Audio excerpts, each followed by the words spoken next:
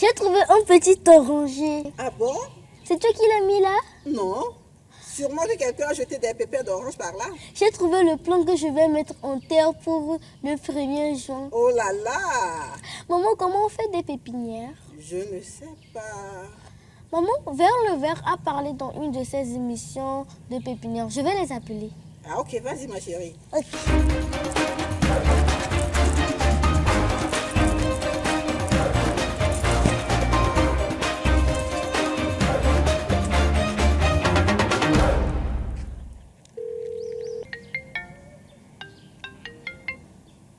Bonjour, moi c'est Mia. Bonjour, moi c'est Laurie. Je suis une fan de Vers le Vert et ce matin, je viens de trouver un petit oranger qui a poussé de lui-même. C'est ça qu'on appelle une pépinière. Comment se font les pépinières? J'aimerais replanter le petit oranger le 1er juin. C'est possible? Ça tombe bien, Mia. On prépare une émission pour la journée de l'arbre au Togo. Et je te propose donc de venir avec nous. On va rencontrer des pépiniéristes pour voir comment ils se mobilisent pour cette journée de l'arbre. Et toi, tu en profiteras pour leur poser tes questions.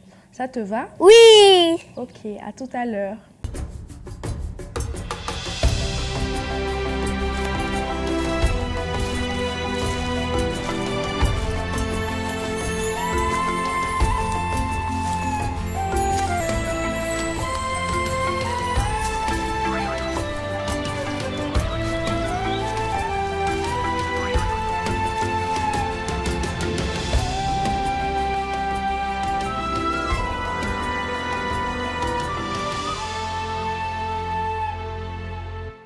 Bonjour chers amis les Verts.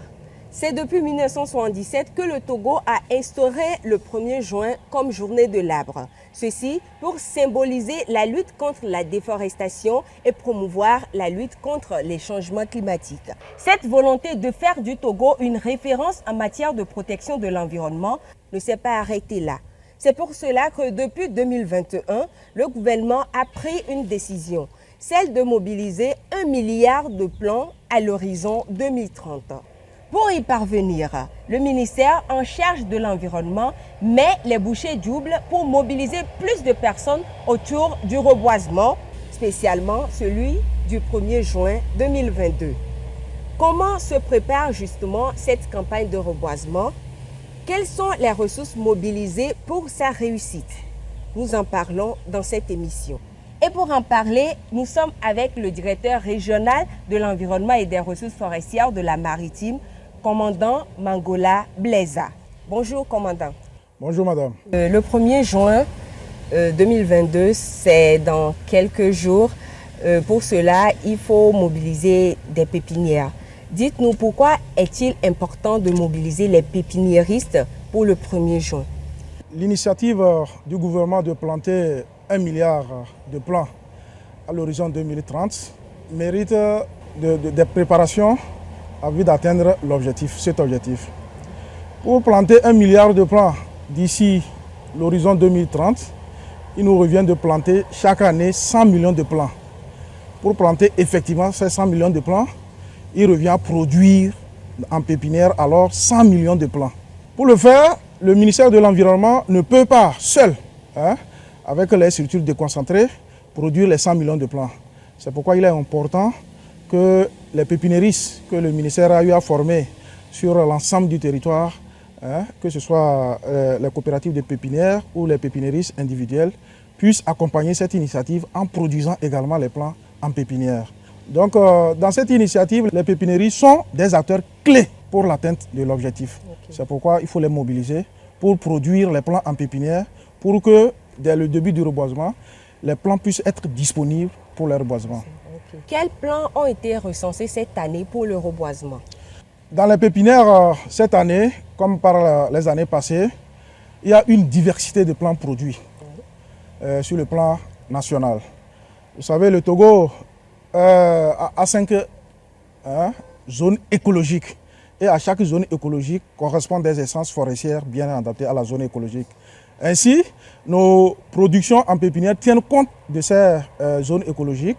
Et je peux dire que de la maritime à la savane, il y a plusieurs espèces qui sont produites en pépinière. Je peux citer les caillards, les mélinas, les terminalia, les mélicias, etc.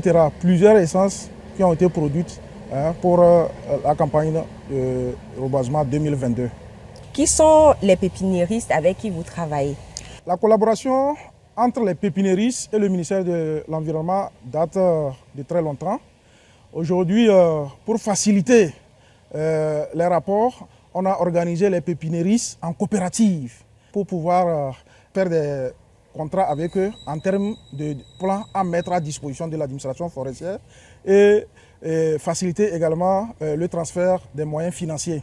Donc, dans chaque préfecture, tous les pépiniéristes ont été organisés en coopérative et il y a dans cette coopérative maintenant une organisation, le président, le secrétaire, le trésorier, qui sont des interlocuteurs en face du ministère. Merci beaucoup, commandant. Et justement, Laurie et Mia sont sur le terrain avec un de ces pépiniéristes. Nous allons les retrouver. Merci Antoinette. Effectivement, pour la campagne de reboisement de cette année, le ministère de l'Environnement a mobilisé des pépiniéristes pour la production des plants. Mia et moi sommes à Aveji pour rencontrer un de ces pépiniéristes. Allons-y. Bonjour monsieur. Oui, bonjour madame. Mia, tu as une question pour le monsieur?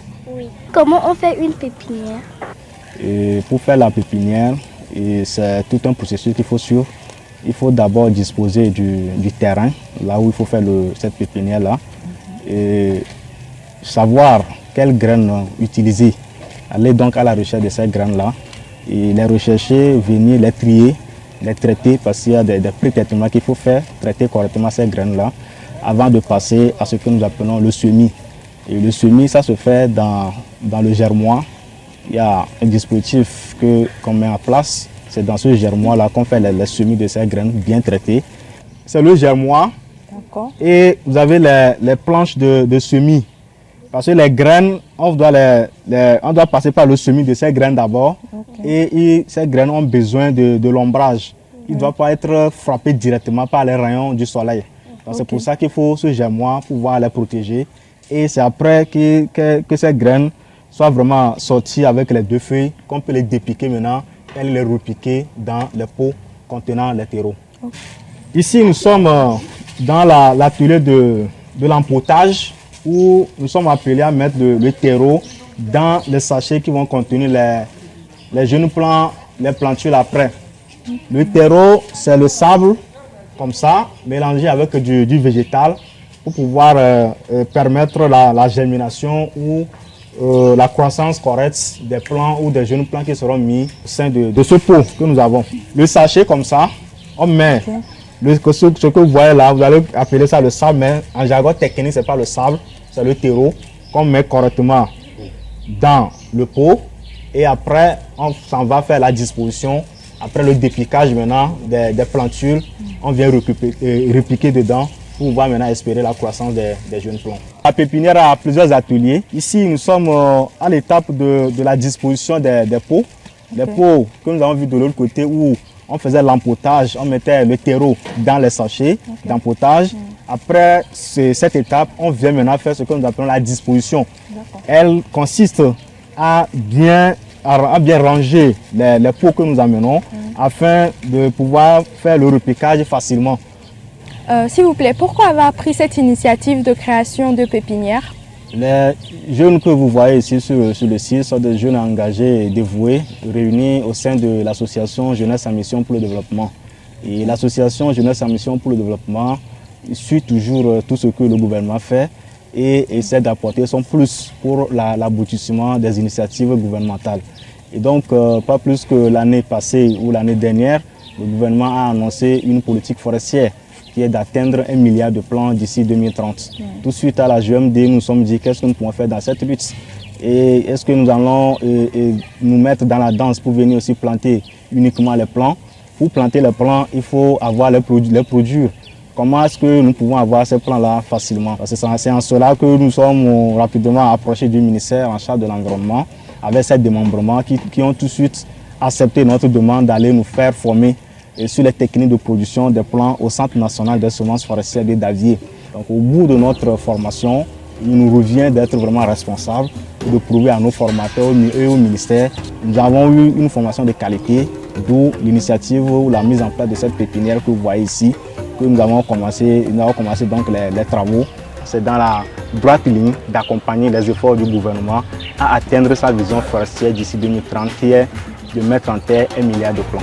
Donc c'est la contribution, c'est l'apport de la jeunesse pour l'atteinte de cet objectif.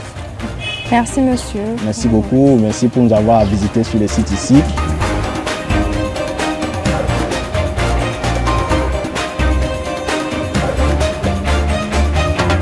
Après le site d'Avedji, nous sommes ici actuellement au Centre national des semences forestières de Davier et nous allons également visiter leur pépinière. Bonjour monsieur. Bonjour, bonne arrivée. Merci. Mia, tu as une question pour le monsieur? Oui. Quels sont les plants que vous avez ici? Oui, au Centre national de semences forestières de Davier, nous avons environ 25 espèces différentes. Mais en majorité, nous avons le Kaya sénégalensis, communément appelé le Morgan. Donc c'est l'espèce qui est dominante. En dehors du Kaya, nous avons par exemple le Lucena à côté, nous avons le Mélina, nous avons le Diospyros. Donc nous avons assez d'espèces, le Néré, le Karité, l'Anogésus, même le Baobab. Qu'est-ce qu'une pépinière, s'il vous plaît? Merci. Une pépinière est un site aménagé pour élever de jeunes plants. Donc, comme on élève les animaux, les plants aussi en bas âge, il faut les élever, il faut les entretenir. Donc, il faut un site pour ça. Et c'est ce site-là qu'on appelle une pépinière. Les plants produits ici, ils sont destinés à quoi? Oui, les plants qui sont produits au Centre national de semences forestières servent pour la campagne de reboisement. Alors, le centre est chargé de distribuer les plants aux reboiseurs. Donc, à partir du centre, donc la DRF, la Direction des ressources forestières, nous envoie des bons. Donc, les gens font les demandes au niveau de la Direction des ressources forestières et ils arrivent ici avec les bons. Et nous leur livrons les plants gratuitement, bien sûr, pour leur reboisement. On peut visiter un peu le centre? Oui, bien sûr, on peut le faire. Merci. Oui, ici nous avons le Sénat. Là, entre nous, là, c'est le Mélina. Oui, de l'autre côté, nous avons le Delonix Reja. Au fond, là, c'est le Terminalia Katapa. Donc, il y a le Morgan ici. Morgan ou bien le Kaya sénégalensis. D'accord. C'est ça. Donc, c'est notre germoire qui nous sert à produire les plants. Merci monsieur. Merci beaucoup pour la visite. Merci. Yeah. Antoinette, on vient de finir avec les pépiniéristes et j'ai une question pour le DR. Monsieur le directeur régional, comment se fera le partage des plants et qui peuvent en bénéficier? Merci Laurie. DR, voici la question de Laurie. Quelle réponse avez-vous? Merci à Laurie pour sa belle question. Vous savez, à l'orée du 1er juin, il y a des demandes de plans qui sont adressées au ministre de l'Environnement et des Ressources forestières. À cette demande, nous faisons des partages pour pouvoir satisfaire presque toutes les demandes. Mais soyez rassurés que la demande est si forte que l'offre n'arrive pas à couvrir toutes les demandes. C'est pourquoi le ministre de l'Environnement, son Excellence Foli Bazi Katari, exhorte ceux qui n'arrivent pas à avoir les plans à notre niveau à aller acheter auprès des pépiniéristes que nous avons formés et qui créent ainsi des emplois verts. Parce que à notre niveau, toutes les productions des directions régionales, des directions préfectorales et du centre semencier de Davier, les plans à ces niveaux sont offerts gratuitement. Mais nous ne pouvons pas distribuer les plans et couvrir tous les besoins. Alors, par rapport à la campagne de 2021, est-ce que les objectifs ont été atteints? Oui, madame, on peut affirmer que l'année passée, par rapport aux objectifs qu'on s'est assignés, nous avons atteint ces objectifs et aller même au-delà de ces objectifs.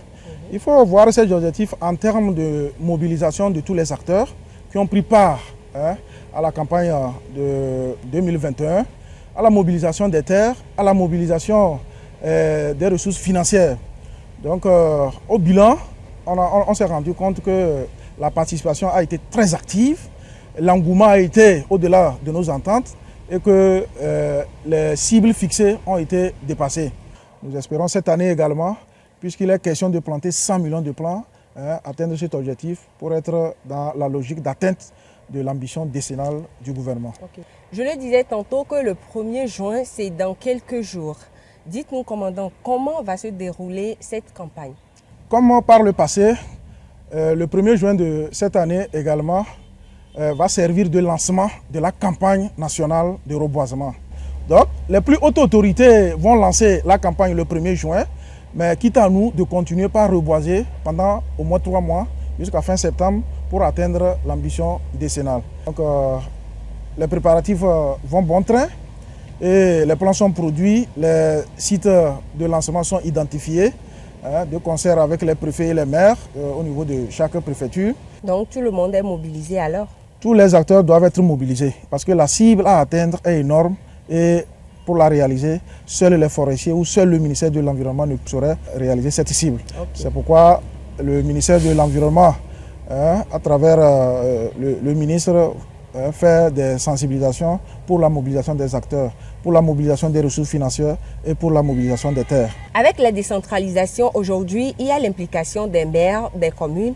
Alors dites-nous, quelle sera la part des communes vu qu'il y aura un fonds qui sera mis à leur disposition? Parlez-nous-en.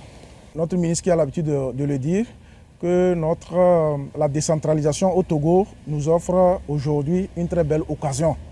Une très belle occasion d'avoir des acteurs sur lesquels nous pouvons nous appuyer pour les projets de reboisement. Ainsi, les mairies jouent un rôle très important dans les projets de reboisement, en termes de mobilisation des superficies à reboiser, en termes même de mobilisation des ressources pour les projets de reboisement. Vous voyez, aujourd'hui, les mairies, c'est elles qui sont dans l'organisation de leur surface. Okay?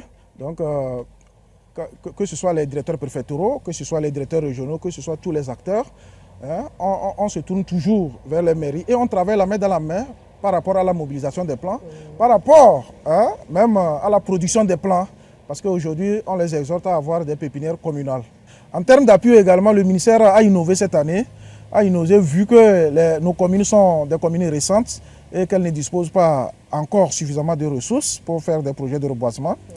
Le ministère a prévu appuyer toutes les mairies qui vont planifier reboiser 4 hectares. Si un maire veut reboiser 4 hectares, le ministère prend en charge 1 hectare des 4 hectares que le maire veut budgétiser. Voilà l'appui. Okay. Donc si par exemple il veut reboiser 8 hectares, on lui prend en charge 2 hectares. On n'aura qu'à reboiser 6 hectares.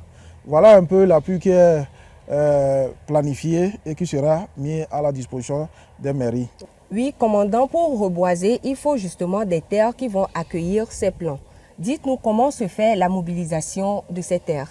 Effectivement, pour reboiser, il faut mobiliser les superficies à reboiser. Voilà. C'est en ce sens que je disais préalablement que les sensibilisations menées par les plus hautes autorités de notre ministère vont dans le sens de la mobilisation de ces superficies. Parce que vous avez beau produire les plants, si vous n'avez pas un endroit pour les planter, vos plants vont rester en pépinière. Okay. C'est pourquoi le ministère échange avec les maires, les privés, les communautés, les collectivités, les réserves administratives et même dans nos réserves pour voir s'il y a des zones dégradées, on va également reboiser.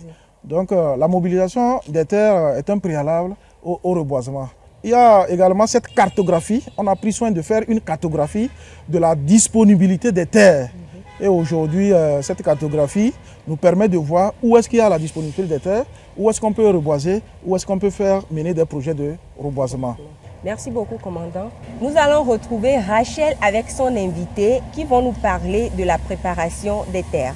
Effectivement, Antoinette, comme tu viens de le dire, pour reboiser, il faut des terres. Comment prépare-t-on le sol? Je suis avec le lieutenant Tchagafo. Il est le directeur préfectoral de l'environnement et des ressources forestières de la préfecture du Zio. Il va nous montrer quelques astuces pour préparer le sol. Bonjour, monsieur le lieutenant. Hey, bonjour, madame Rachel. Alors, dites-nous, comment fait-on la préparation du sol? Merci beaucoup.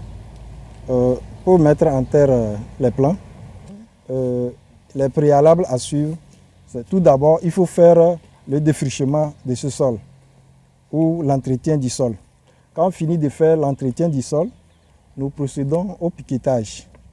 Et le piquetage consiste à mettre les piquets en adoptant des écartements et par rapport à l'espèce qu'on veut planter, il y a des écartements à adopter.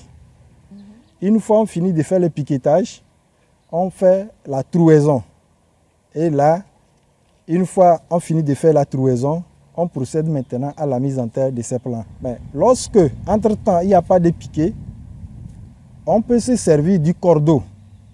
Et le cordeau, c'est une corde que vous pouvez acquérir au marché. Vous allez essayer de le graduer de manière à ce que vous ayez les écartements que vous allez adopter sur le terrain. Lorsque on achète le cordeau, on prend le mètre ruban et on gradue le cordeau. Ok. On fait une gradation de manière équidistante sur le cordeau. Et lorsqu'on vient sur le terrain pour faire la mise en terre, on fixe le cordeau là des deux côtés et on tire.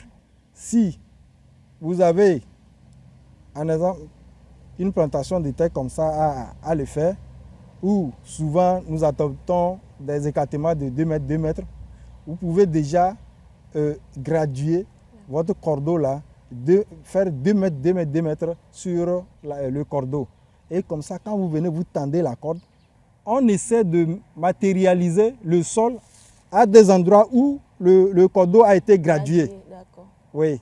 Donc, et une fois ces lieux ont été matérialisés, on fait des trous là-bas et on plante. Monsieur le directeur préfectoral, Oui. dites-nous, supposons que je me réveille un matin, je trouve sur ma cour un oranger qui a poussé de lui-même et que j'aimerais replanter. Comment est-ce que je procède pour m'assurer que la plantule grandisse et devienne plus tard un oranger pour moi? Ok. Comme c'est sur votre terrain, il faut d'abord voir là où c'est où vous allez planter le plant là. Une fois vous arrivez à identifier les lieux où il faut planter ce plant. Maintenant, vous allez, vous entretenez le lieu à mettre le plant. Défrichage. Non, bon, comme c'est un seul plant, Oui. ça ne demande pas ce défrichage, tout ça là. Il suffit seulement d'arranger là où vous voulez planter le plant. Vous faites votre trou et vous allez maintenant pour arracher le plant. Pour arracher le plant aussi, on ne peut pas aller l'arracher comme on veut. Vous prenez un coucoupe, vous essayez d'enlever tout autour du plant, Oui. de faire en sorte que le terreau ou le système racinaire s'est développé puisse accompagner le plant là et le ramener sur son nouveau lieu de mise en terre. Et là encore, quand vous finissez de le planter, il va falloir l'accompagner, accompagner ce plant-là. Si vous constatez que le feuillage est déjà un peu développé, lorsque vous le déplacez, il y a ce qu'on appelle traumatisme. Le plant sera traumatisé. Et comme le plant est traumatisé, il va falloir que vous l'habillez. L'habiller, ça veut dire quoi? Vous diminuez quelques feuilles sur le plant pour permettre à ce qu'il puisse rapidement se développer. Merci beaucoup, Monsieur Tchagafo. Je rappelle que vous êtes le directeur préfectoral de l'environnement et des ressources forestières de la préfecture du Zio. Merci. Voilà, Antoinette, nous venons d'en prendre encore quelques astuces pour bien préparer le sol avant de mettre en terre le plant et s'assurer qu'il grandisse. Ok, merci Rachel. Nous sommes pratiquement à la fin de notre émission. Commandant, votre mot de fin? D'abord, vous remercier pour votre accompagnement dans les sensibilisations et la mobilisation des acteurs, parce qu'aujourd'hui, les médias également, à travers leur sensibilisation et ce genre d'émissions, permettent de mobiliser les acteurs et susciter l'engouement au reboisement de toute la population togolaise. Mon mot de fin serait un appel à l'endroit de toute la population togolaise, d'accompagner le ministère de l'Environnement et les plus hautes autorités de ce pays dans leur initiative de reboiser et de reverdir le pays pour un environnement sain, que tous ensemble on se mobilise pour l'atteinte de cet objectif. Cet objectif qui, ma foi, paraît énorme, mais peut être atteint si chacun de nous se mobilise et met du chien, on va y arriver. Car c'est une ambition qui a été d'ailleurs même dans certains pays réalisée et nous aussi on peut la réaliser. Merci à vous et nous vous demandons de nous accompagner dans la sensibilisation et dans la mobilisation des acteurs. Merci à vous. 100 millions de plants pour 67 000 hectares à raison de 1 500 à l'hectare en 2022. C'est l'objectif visé pour cette campagne. Tout le monde est concerné, que l'on soit adulte, jeune ou même enfant. Merci à Laurie et Mia, merci à Rachel et son invité, merci chers téléspectateurs, merci commandant pour votre disponibilité. Merci Antoinette. Vers le vert prend ainsi fin. Vous pouvez également nous suivre sur les réseaux sociaux, sur nos pages Facebook et YouTube Vers le vert. Au revoir.